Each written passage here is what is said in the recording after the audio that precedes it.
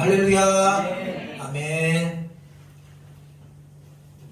뮤지컬 맨 오브 라만차라는 뮤지컬에서 둘시아네라는 여인과 돈키호테가 대화를 나눕니다. 근데 이 둘시네아라는 여인이 돈키호테에게 저주를 퍼붓는 장면이 있습니다. 제가 본 장면 중에 사실 그렇게 눈물 날 장면이 아닌데 저는 이 장면에서 눈물이 나더라고요. 돈키호테, 당신은 누구와 싸우든지 반드시 질 거야, 이럽니다. 돈키호테는 기사입니다. 싸움에서 진다는 건 죽는다는 거거든요. 근데 돈키호테가 이런 대답을 합니다. 이기고 지는 것은 중요하지 않소. 중요한 것은 오직 나에게 주어진 길을 따른다는 것이요. 그것은 진정한 기사의 임무이자 본분, 아니 사명입니다. 사람들은 싸움에 이기려고 기사를 할지 몰라도 나 돈키호테는 기사이기 때문에 기사로서 살아간다는 것입니다. 저도 기사고 이겨도 기사고 실패해도 기사고 성공해도 기사라는 겁니다. 가만히 보면 저는 이 돈키호테의 어쩌면 엉뚱한 존재 아닙니까? 약간 이중인격처럼. 그런데 그의 고백 속에서 제가 가는 길을 돌아보게 되었습니다. 신학교 때 보았던 책이 자네 정말 그 길을 가려나 라는 책이었습니다. 김남준 목사님께서 잔잔하고 진지하게 정말 신학의 길을 끝까지 가겠나? 이 길 위에 계속 서 있을 수 있겠나? 그 어떤 환경과 상황에 부딪혀도 그대는 이 길에 서 있을 수 있겠나라는 본질적인 질문을 던지는 책이어서 아직도 제 뇌리에 30년 전 책이지만 남아있습니다. 자네 정말 그 길을 가려나? 우리가 사는 이 시대는 어떤 일을 하느냐가 중요한 게 아니라 결과가 중요한 세상입니다. 그래서 좋은 결과가 있어야 좋은 본질이라고 생각하는데 여러분 성경 말씀은 다릅니다. 본질의 열매보다 중요하다는 것입니다. 내가 지금 가는 길이 내가 가는 길에서 얻을 그 어떤 소유, 그 어떤 유익보다 내가 가고 있는 이 진정한 걸음이 중요하다는 것입니다. 만약 이것이 우리 인생에서 깨달아지면 내가 지금 가고 있는 이 걸음 가운데 혹시 경제적인 위기가 와도 버틸 수 있고 또 관계의 위기가 와도 버틸 수 있고 또 어떤 환경적인 위기가 와도 견딜 수 있지만 만약 우리가 결과론적으로 살아간다면 기사는 반드시 싸워서 이겨야 된다. 그게 기사다. 만약 이런 생각 성공주의로 간다면 실패 앞에서 우리는 모든 걸 던져야 합니다. 그러나 돈키호테는 달랐습니다. 그는 내가 기사로서 존재할 수 있다면 저도 기사, 이겨도 기사라는 것입니다. 내가 어떤 존재로 사느냐가 내가 어떤 열매나 결과를 갖고 사느냐보다 훨씬 중요하다는 생각을 갖는 것. 오늘 본문은 어쩌면 저는 말씀 묵상하면서 이런 결론으로 이 본문이 다가왔습니다. 보통은 오늘 우리가 읽은 이 말씀이 끈질기 기도해라. 그러면 하나님이 응답하실 것이다. 그래서 기도를 강조할 때 특별히 작정 새벽 기도회, 작정 무슨 철야 기도회 이런 기도회가 있을 때 성도님들을 독려하기 위하여 많이 씁니다. 봐라. 어느 동네에 한 불의한 재판관 뇌물 받고 재판을 돈 많이 주는 사람이 유리하게 만드는 악한 재판관이 있고 그리고 어느 과부 돈도 없고 가족도 없고 남편도 없고 재산도 없는 이 가난한 과부가 와서 자기가 억울한 재판 억울한 일을 당했는데 그것을 좀 바로잡아달라고 정의롭게 재판해달라고 사정을 했다. 그런데 이 불의한 재판관은 돈을 좋아하고 정의를 싫어하니까 이 가난한 여인의 소원을 들어줄 리가 없었다. 하지만 이 여인은 오늘 성경 말씀에 보면 자주 찾아갔대요. 매일 찾아갔대요. 아니 아침 저녁으로 찾아갔대요. 요즘으로 얘기하면 피켓 들고 재판장님 제 소원 들어주세요 하고 이 재판관이 있는 집 앞에서 1인 시위를 했다는 것과 비슷한 상황일 것입니다. 너무 끊임없이 자기 앞길을 가로막는 이 여인 때문에 차라리 소원 들어주고 나 좀 편하게 지내자. 그래서 번거롭지 않으려고 이 여인의 소원을 들어줬다는 이야기입니다. 그러면서 말씀은 7, 8절에 하물며 의로우신 하나님께서 이 불의한 재판관도 들어주는 이 정의로운 요구에 정당한 요구에 응답하는데 하나님이 어찌 정당한 우리 그리스도인들의 요구 그 자녀들의 요구 기도를 들어주지 않겠느냐.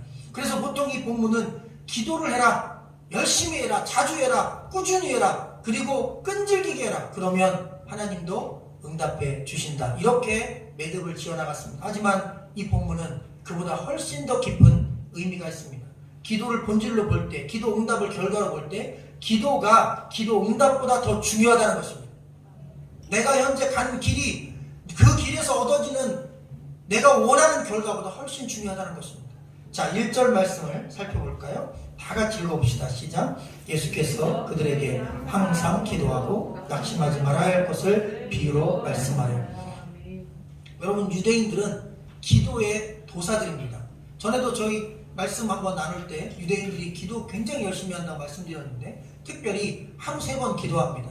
아침에 한번, 점심에 한번, 오후에 한번 정해진 기도 시간에 열심히 기도하고, 특별히 그들의 기도는 기도문을 외워요. 우리가 주기도문이라는 기도문처럼 그들은 수많은 기도문이 있어요. 회개 기도문, 감사 기도문, 참회 기도문, 뭐 여러 기도문들이 있어서 그걸 아주 어려서부터 교육을 받기 때문에 아주 정말 기계적으로 외웁니다.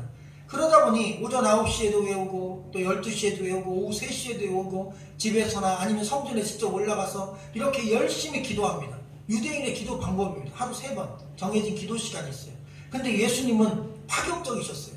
그렇게 온 세상이 다 하루 3번 기도하는 유대인 세계에 와서 뭐라고 하시냐면 항상 기도해라. 쉬지 말고 기도해라. 자주 기도해라.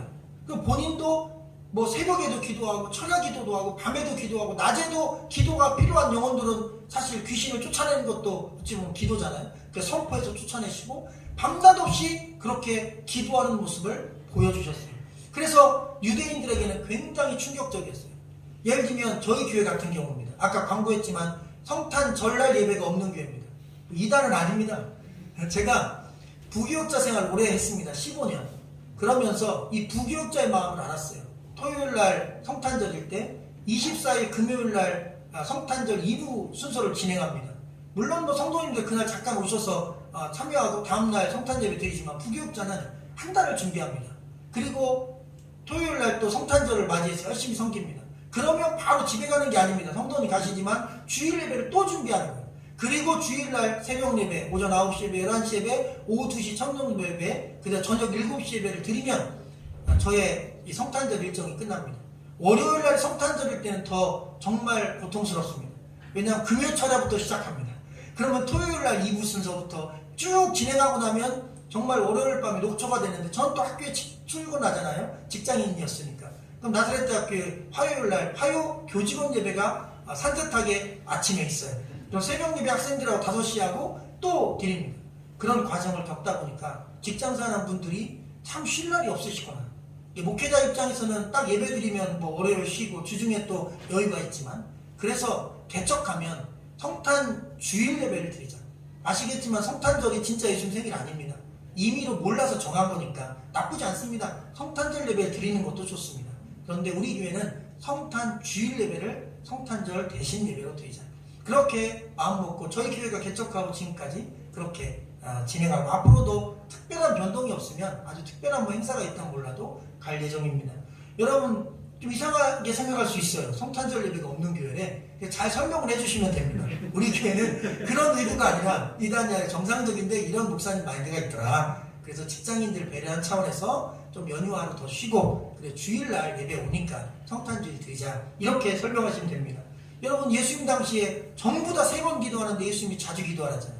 그리고 예화에 나온 이 여인이 하루 종일 기도한 거예요. 이 재판장에게 자주 찾아왔다는 얘기는 집에 안 간 겁니다. 그냥 따라다닌 겁니다. 직장도 따라다니고요. 재판관 있는 직장, 여러분 재판이 벌어진 자리까지 따라오고 집에도 따라오고 못 견디는 겁니다. 나오면 계속 그 연이 있어요. 아침에도 있고 저녁에도 있고, 도대체 당신은 뭐냐, 목숨 걸고 덤빈 거예요. 여러분 이렇게 기도하라는 거예요.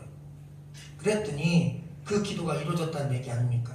여러분 그래서 기도 방법으로 이 말씀을 풀면 꾸준히 기도해라. 이루어질 때까지 기도해라. 그리고 포기하지 말고 기도해라. 응답받을 때까지 기도하라. 기도는 응답받을 때까지 하는 것이다. 사실 이렇게 설교해도 이 본문이 잘못된 건 아닙니다. 하지만 더 깊은 의미가 들어있습니다. 오늘 우리가 읽은 말씀의 핵심 구절은 1절과 8절입니다. 그 중에 우리가 먼저 1절 읽었는데 항상 기도하고 낙심하지 말라. 여기서 중요한 단어가 2개 있습니다. 기도와 낙심입니다. 그런데 여러분 보통은 이 기도 쪽에 무게중심을 둡니다. 그런데 사실 낙심 쪽에 조금 더 무게중심이 쏠려 있습니다. 이 말씀이 왜 기도보다 낙심 쪽에 쏠려 있냐면, 기도를 하라는 말씀이 아니라 낙심하는 때를 위해서 기도로 준비하라는 말씀이에요. 그러면 무슨 얘기예요? 기도가 중요하다는 얘기이긴 하죠. 그러나 낙심의 때를 준비하라는 얘기입니다. 낙심의 때가 온다는 얘기예요. 그 때를 위해서 기도로 미리미리 준비하고 그때도 기도로 통과하라는 얘기입니다. 우리에게 낙심의 날이 온다는 거예요. 영적 생활, 신앙 생활을 어렵게, 그리고 힘들게 해야 될 때가 온다는 겁니다. 지금도 코로나 때문에 쉽진 않습니다. 우리가 예배 드리는 게 그렇게 만만치 않습니다. 지금도 다 떨어져 앉아 계시고 의자도 3개 있어도 한 분밖에 못 앉잖아요. 그런데 여러분 이렇게 어렵지만 우리가 예배를 드립니다. 근데 앞으로 더 어려운 환경이 벌어질 수 있습니다. 예배 한번 몰래 드렸다고 북한에서는 감옥에 가서 평생 썩습니다. 그래서 거기서 그냥 죽어요. 그걸 순교라고 얘기합니다. 오늘날에도 예배가 어려운 나라, 어려운 민족, 어려운 사회 많습니다. 그러나 우리가 살고 있는 이 시대도 그런 시대가 올 수 있다. 왜 그러냐면 우리가 읽지 않았지만 이 17장 앞에 성경 구절에 보면 이런 이야기가 있습니다. 여러분 이 인류가 끝날 때에 대해서, 멸망할 때에 대해서 나옵니다. 예수님의 때, 인자의 때라고 이렇게 되어 있는데 그 성경에 나오는 그때는 대부분 종말의 때를 의미합니다. 여러분 아침이 있으면 저녁이 있습니다. 시작이 있으면 끝이 있습니다. 신약성경, 구약성경 66권인데 창세기는 세상을 만들고 시작한 시작의 이야기라면 마지막 신약의 요한계시록은 이 세상의 종말을 이야기하는 이야기입니다. 인간도 태어나면 죽습니다. 여러분 이 우주도 시작과 끝이 있는데 그 모든 시작과 끝을 주관하시는 분이 하나님이시다. 그리고 끝에는 이런 믿는 자들에게 엄청난 시련이 온다는 말씀이 17장에 있어요. 교회가 시련을 받고 핍박을 받는데요. 예수 믿는 사람들이 예수 믿는 것 때문에, 교회 다니는 것 때문에, 예배 드리는 것 때문에, 기도하는 것 때문에, 신앙 고백하는 것 때문에 어려움 당하는 때가 온다는 겁니다. 비난의 대상이 되고, 그리고 욕을 먹고, 그리고 비판의 대상이 되는 때가 온다는 것입니다. 그런데 그럴 때, 바로 그런 낙심이 올 때, 내가 과연 잘 가고 있는가, 내가 믿음의 길에 계속 서 있어야 되는가, 결과가 나쁜데, 비판받고 있는데, 욕먹고 있는데, 내가 계속 이 길에 있어야 되는가 라는 고민이 있을 때 오늘 이 18장 말씀 메시지를 주는 거예요. 과거를 봐라. 자기 남편도 잃었지, 재산도 잃었지, 자녀도 없지, 모든 걸 다 잃었는데 그는 끝까지 자기의 그 원한 억울함을 풀어달라고 재판장을 찾아가 결국에는 응답을 받아내지 않느냐.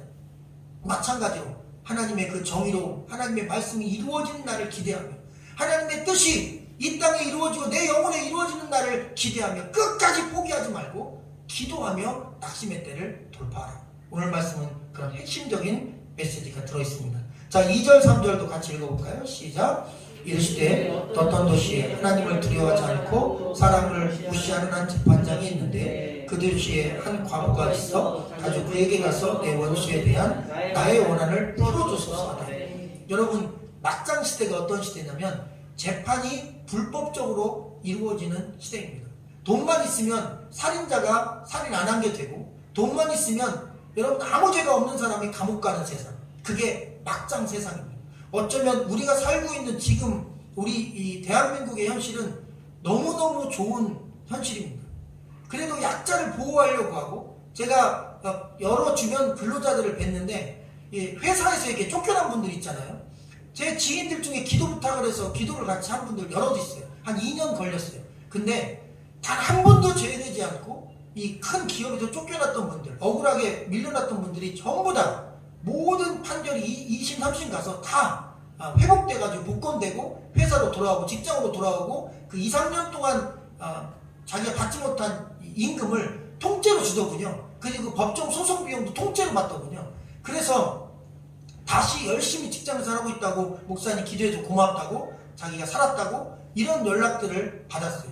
요즘 시대는 약자가 보호받는 시대, 우리나라는 상당히 투명한 시대가 되었다고 그렇게 얘기해도 나쁘지 않습니다. 우리는 상당히 선진화됐습니다. 재판이. 그런데 여러분 과거 이 유대인들에게는 재판관이라는 직업이 없었다고 합니다. 그 유대인 사회에는 재판관이 없었던 이유가 여기는 신정정치였어요. 그러다 보니 누가 재판을 했냐면 왕이나 아니면 솔로몬의 재판 얘기 기억하시죠? 그러니까 상권 자체를 왕이 다 갖고 있거나 그것도 아니면 제사장들이 판결을 내립니다.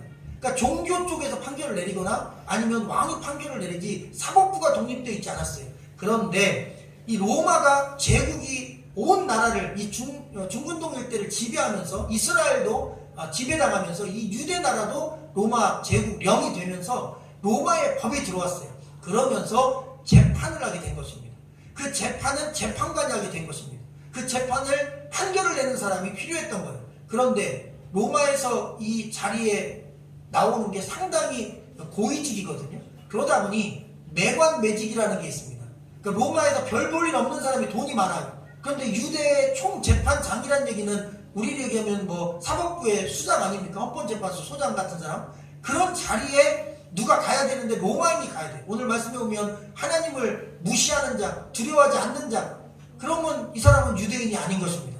그러면 로마인인 것입니다. 로마에서 돈 주고 이 유대인이 살고 있는 지역에 재판관으로, 뭐 일본에서 파견된 우리나라 재판관 이렇게 생각하면 되겠죠.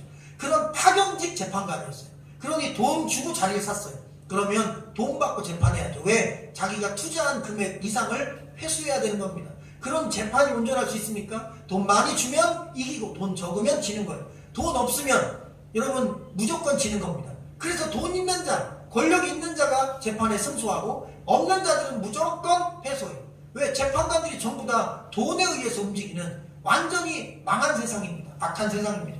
우리나라도 그런 시절이 있었습니다. 로마 식민 시대뿐만 아니라 일제 식민지 시대 때 한국인들은 다 재판에 지고 일본이 무조건 이겼어요. 어떤 재판도. 또한 군사정부 시절에 군사정부가 이 사람은 예를 들면 빨갱이, 그럼 그 사람은 빨갱이였어요. 사실 그런 게 아닌데도 그냥 어디 그 휴전선 근처에다가 시체 갖다 놓고 뭐 월북하다 죽었다, 그렇게 해서 억울하게, 정말 억울하게 간첩이 된 분들이 굉장히 많습니다. 요즘 들어서 그분들의 신원이 회복되고 있지 않습니까? 그런 억울한 재판들 우리 현 시대에도 몇십 년 전만 해도 있었습니다. 그런 상황에서 이 과부는 억울한 일을 당한 거예요. 이 과부의 말을 보면 그가 자주 가서 내 원수에 대한 원한을 풀어달라. 이 원한이라는 단어가 이 8절 중에 4번 이렇게 반복됩니다. 그럼 원한이 사무친 거예요. 여러분, 과부는 사회적인 약자를 대표합니다. 그리고 경제적인 약자를 대표합니다. 남편이 죽은 겁니다. 그리고 남편의 재산을 자기가 받아야 되는데 그 당시 문제가 있었어요. 이 재산을 자기가 직접 다 받았으면 좋은데 그 재산을 빼앗긴 것이죠. 그런 억울함이 있는 거예요. 남편 일을 있는 상황에도 억울함이 있는 거예요. 그런데 여러분, 이 여인은 오직 기도하고 낙심하지 않고 끝까지 정의가 이루어지기를 바라고 재판관을 찾아갑니다. 어떤 사람은 이 과부에 대해서 자기 소원을 이룬 사람이다 생각하는데, 여러분 잘 생각해 보십시오. 억울하다는 얘기는 이 사람이 주장하는 주장에 정당성이 있다는 것입니다. 옳다는 얘기예요. 뭔가 억울한 일을 당했다는 것은 내가 옳은데 옳지 않은 사람이 이겼다는 거거든요. 그러니까 옳은 것이 옳은 사회가 됐으면 좋겠다. 성경에 정의가 강물처럼 흐르는 세상이 나옵니다. 아모스서에. 여러분, 이 여인은 지금 그 정의가 강물처럼 흐르는 세상을 만들어 주십시오. 당신은 정의로운 재판관이 아닙니까? 근데 어떻게 불의한 재판으로 나를 억울하게 만들고 이 사회를 억울하게 만듭니까? 당신은 재판관 아닙니까? 정의가 필요한 거 아닙니까? 라고 그가 부정한 것에 대하여 정의롭게 재판을 하고 강력히 주장한 것입니다. 주님 말씀하십니다. 그 재판관, 불의한 재판관도 정의로운 주장, 의로운 제장, 공정한 주장에 대하여 들어준다면 어찌 하나님께서 그 자녀들의 그 간절한 부르짖음에 응답하지 않을 수 있겠느냐, 이렇게 말씀하셨습니다. 당시 서기관이라는 사람들이 있었어요. 근데 이 사람들이 이 과부들이 남편 재산을 받는 거를 중간에 가로채는 일을 많이 했답니다. 합법적으로. 그래서 재산을 남자가 없으면 여자 혼자 관리하기 어려우니까 이 서기관들이 회계사 역할을 하며 관리하고 월급 주듯이 그 남편 재산이 많든 적든 조금씩 쪼개서 주는 거예요. 그리고 수수료 명목으로 그 돈을 야금야금 빼가는데, 이게 이 진짜로 가야 될 부인한테 안 가고요, 서기관이 거의 다 착복하고 일부만 조금 주는 거예요.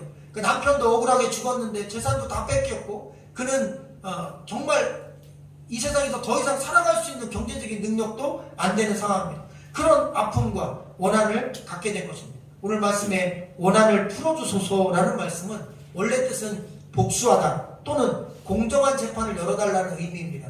그런데 실제로 이 여인이 간절히 간구한 건 원한을 갚아달라는 의미보다는, 원수를 갚고 복수하겠다는 의미보다는 공정한 재판을 열어서 정의가 승리할 수 있도록 해달라, 그렇게 부탁한 것입니다.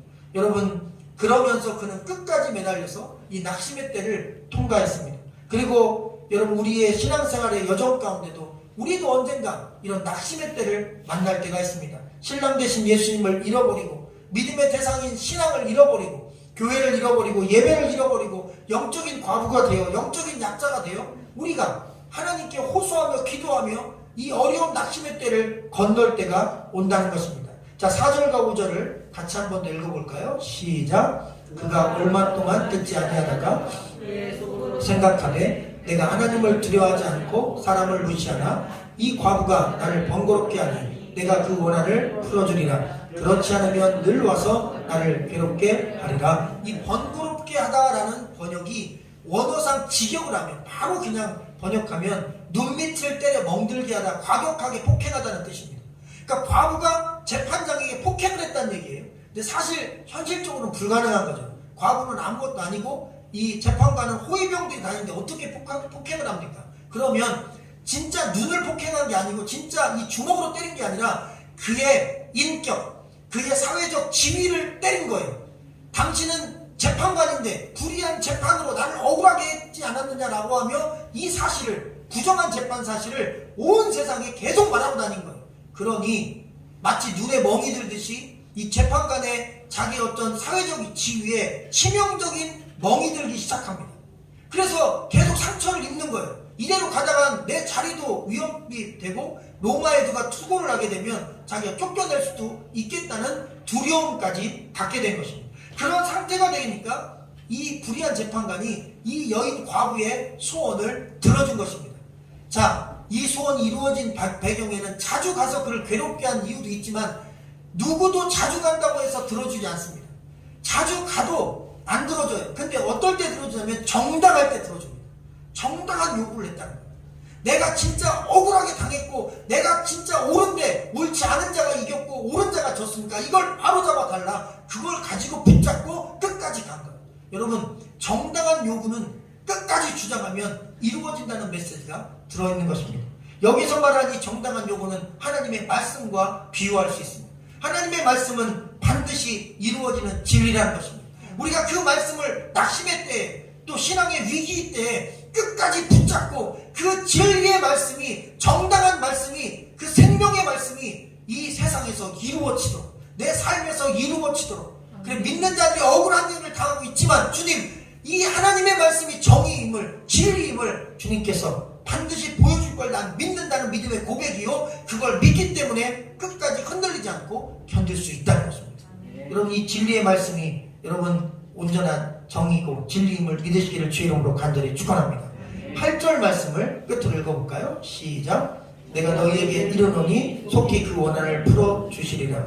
그러나 인자가 올 때에 세상에서 믿음을 보겠느냐. 아멘. 아까 말씀드린 대로 1절과 8절이 핵심 구절입니다. 기도를 열심히 해라, 꾸준히 해라, 이런 말씀이에요. 그래서 열심히 하고 꾸준히 하는 기도가 참 중요하고 신앙생활에 있어서 없어서는 안 될 일입니다. 그런데 마지막 8절에서 너무나 생뚱맞은 말씀을 하시는 거예요. 내가 이 땅에 다시 올 때, 종말의 때에 믿음을 보겠느냐 그래요. 도대체 항상 기도하고 낙심하지 말라는 말씀과 믿음을 보겠느냐 말씀이 무슨 연관이 있을까? 잘 연결해 보면 이게 딱 맞아요. 기도를 많이 하라는 말씀이 아니에요. 믿음을 지키라는 말씀입니다. 그 믿음은 정의이고 진리고 하나님의 말씀이라는 거예요.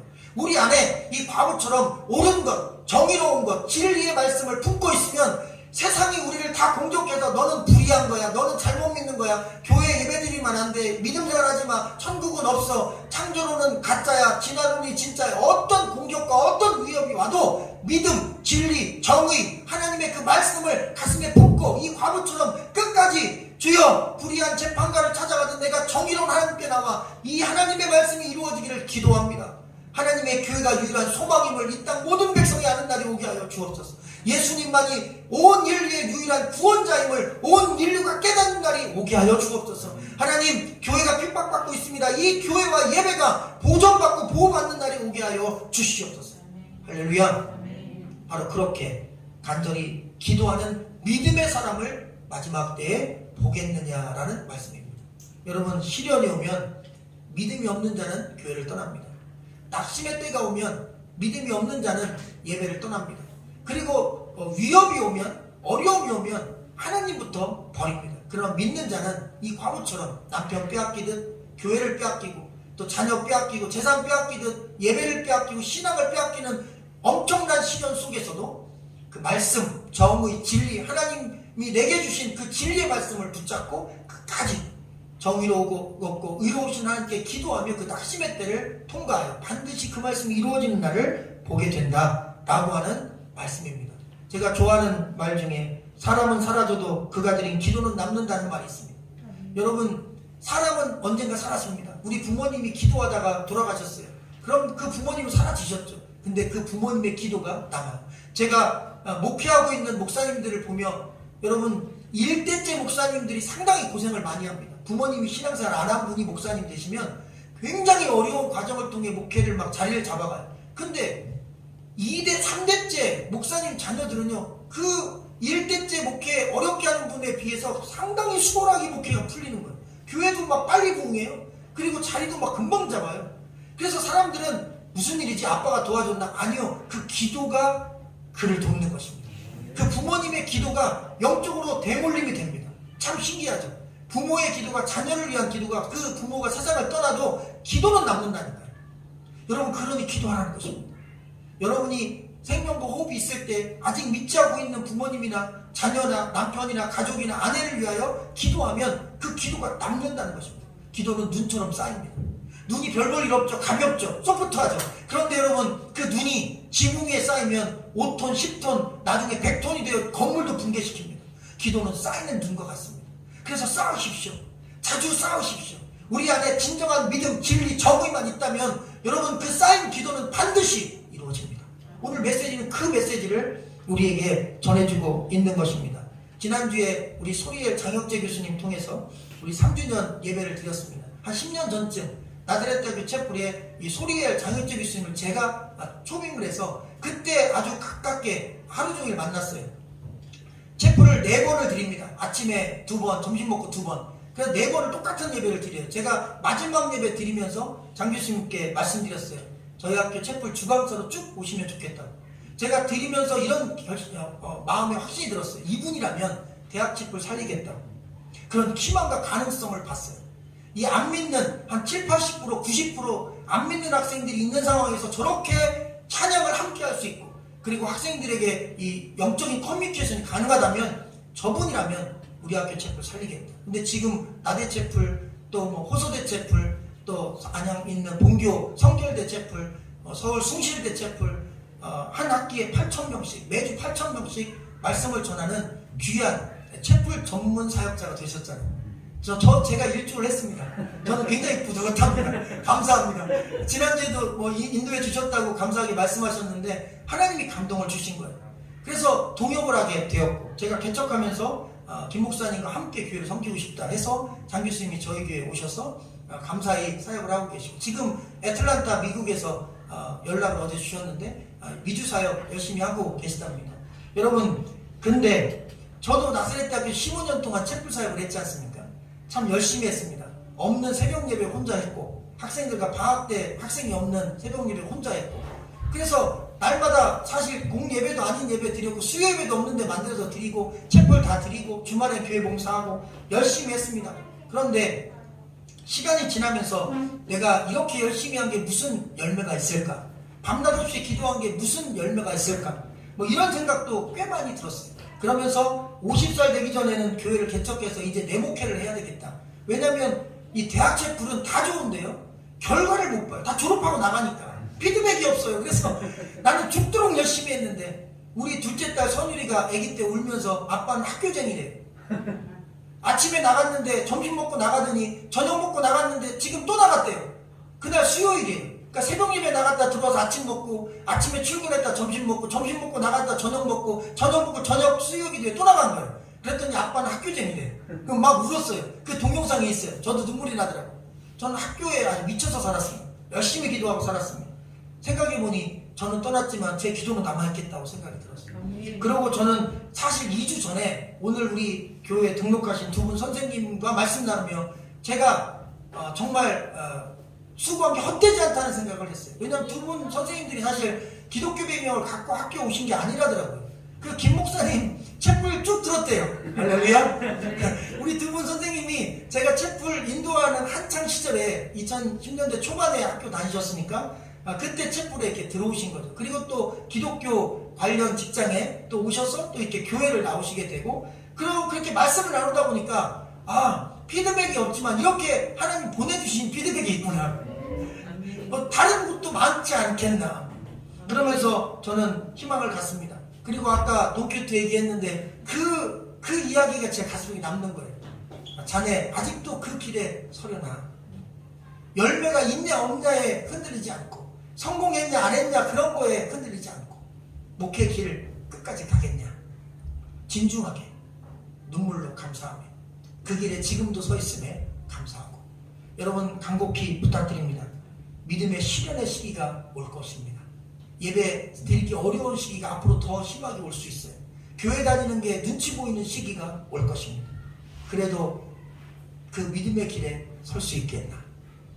오늘 말씀은 끝까지 진리를 붙잡고 믿음의 길에 서 있으라고. 오직 구원의 길은 예수밖에 없고 인류의 소망은 교회밖에 없다고. 예배 아니고는 하나님 말씀 들을 길이 없으니 말씀 듣고 믿음으로 그 진리 가슴에 품고, 이 불의한 재판관에 항거했던, 정의를 붙잡고 항거했던, 말씀을 붙잡고 항거했던 이 여인처럼 끝까지 진리를 수호하고, 그리고 진리 안에서 하나님을 믿고 의지하며 승리하라는 하나님의 말씀이었습니다. 기도하겠습니다.